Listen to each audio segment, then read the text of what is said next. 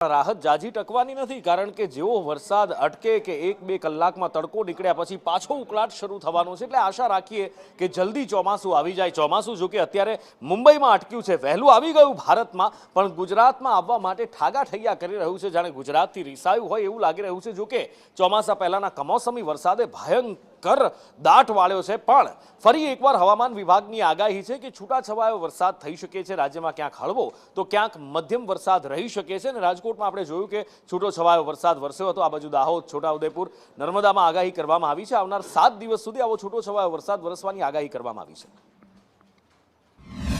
आने वाले 7 दिनों के लिए जो गुजरात स्टेट के लिए फोरकास्ट है वो गुजरात रीजन और सौराष्ट्र दोनों रीजन में आइसोलेटेड प्लेसेस पे लाइट टू मॉडरेट रेन का पूर्वानुमान है। और मैक्सिमम टेम्परेचर की बात करेंगे तो आने वाले 7 दिनों के लिए maximum temperature no large change में रहेगा। और अहमदाबाद और गांधीनगर मैक्सिमम टेम्परेचर रियलाइज की बात करेंगे तो अहमदाबाद में 40.6 और गांधीनगर में 39.8 मैक्सिमम टेम्परेचर रियलाइज हुआ है। और आज के लिए अहमदाबाद के लिए 41 और गांधीनगर के लिए 40 डिग्री सेल्सियस के आसपास मैक्सिमम टेम्परेचर रहने का पूर्वानुमान है।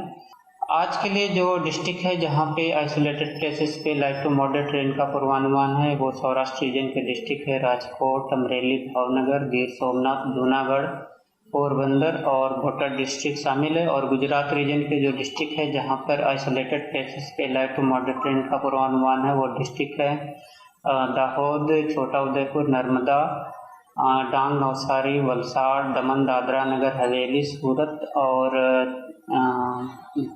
सूरत और तापी डिस्ट्रिक्ट शामिल है जहां पर आइसोलेटेड प्लेसेस पे लाइट टू मॉडरेट रेन का पूर्वानुमान है आज के लिए।